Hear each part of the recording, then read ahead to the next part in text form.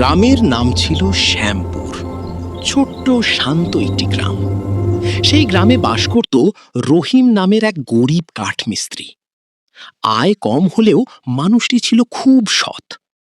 সারাদিন পরিশ্রম করে যা আয় করত তা দিয়েই স্ত্রী আর ছোট ছেলেকে নিয়ে কোনো রকমে সংসার চালাত। একদিন সকালে রহিম কাজের জন্য পাশের জঙ্গলে কাঠ কাটতে গেল। হঠাৎ সে দেখতে পেল গাছের শিকড়ের পাশে মাটির নিচে কিছু একটা চকচক করছে।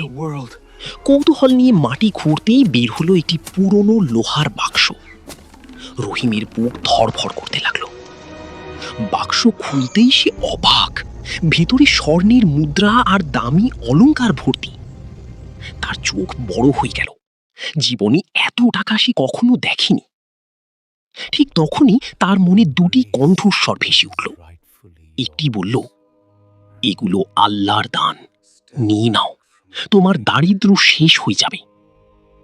অন্য কণ্ঠ বলল, এটা তোমার নয়, যার হারিয়েছে সে হয়তো কাঁদছে। রহিম কিছুক্ষণ চুপ করে বসে রইল। তারপর গভীর নিঃশ্বাস ফেলে বাক্সটি কাপড়ে মুড়িয়ে বাড়িতে নিয়ে এলো। বাড়িতে এসে স্ত্রীকে সব খুলে বলল। স্ত্রীর চোখ আনন্দে চকচক করে উঠল। সে বলল, এখন আর কষ্ট থাকবে না, আমরা বড় ঘর বানাবো, জমি কিনব। কিন্তু রহিমের মুখে আনন্দ ছিল না। সেই রাতেই রহিম ঘুমাতে পারল না। বারবার মনে হচ্ছিল, এই সম্পদ যদি আমার না হয়। পরদিন সকালে গ্রামের মসজিদের ইমামের কাছে গেল সে। সব কথা শুনে ইমাম সাহেব বললেন, হারানো জিনিসের মালিক খুঁজে বের করার চেষ্টা করো। যদি কাউকে না পাওয়া যায় তখন সিদ্ধান্ত নেবে। রহিম গ্রামের বাজারে খবর দিল। কয়েকদিন পর এক বৃদ্ধ লোক কাঁদতে কাঁদতে এলেন। তিনি বললেন, বছর 10 আগে ডাকাতের ভয় পেয়ে আমি আমার সম্পদ জঙ্গলে লুকিয়ে রেখেছিলাম, পরে জায়গা ভুলে যাই। বৃদ্ধ বাক্সের ভেতরের প্রতিটি জিনিসের সঠিক বর্ণনা দিলেন। রহিম বুঝল, সত্যি সম্পদের মালিক এই মানুষটি। গ্রামের সবাই ভাবল, এত ধনসম্পদ কেউ ফেরত দেয় নাকি? কিন্তু রহিম হাসি মুখে বাক্সটি বৃদ্ধের হাতে তুলে দিল। বৃদ্ধ কাঁদতে কাঁদতে বললেন, তুমি গরিব হতে পারো, কিন্তু তোমার ঈমান অনেক ধনী মানুষের চেয়েও বড়। এরপর বৃদ্ধ রহিমকে কিছু স্বর্ণমুদ্রা উপহার দিতে চাইলেন। কিন্তু রহিম বলল, আমি পুরস্কারের জন্য সততা দেখাইনি।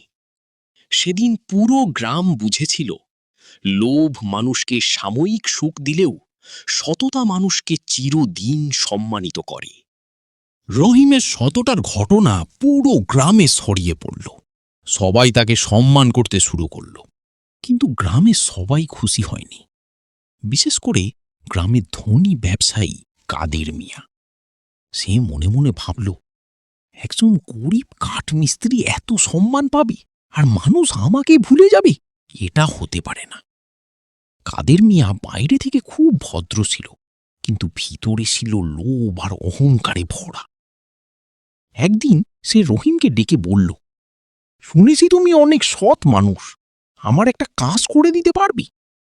রহিম বিনয়ের সঙ্গে বলল, যদি পারি অবশ্যই করব। কাদের মিয়া তাকে একটি থলে দিল। থলেটি ভারী ছিল। সে বলল, এখানে কিছু টাকা আছে, শহরে আমার বন্ধুর কাছে পৌঁছে দিও। রহিম রাজি হয়ে গেল।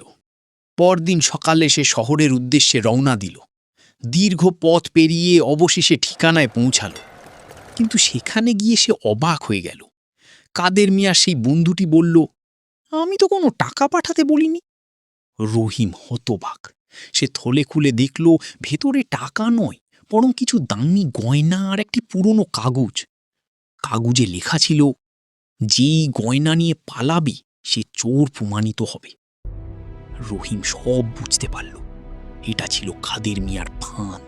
সে চেয়েছিল রহিমকে বদনাম করতে।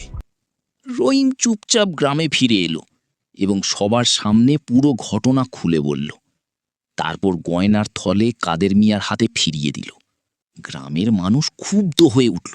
একজন বলল, আপনি আমাদের সাথে এটা কিভাবে করতে পারলেন কাদের মিয়া? আমরা আপনাকে বিশ্বাস করেছিলাম। ওকে গ্রাম থেকে বের করে দাও, ওর বিচার চাই। কাদের মিয়ার মুখ লজ্জায় নিচু হয়ে গেল। সে কোনো উত্তর দিতে পারল না।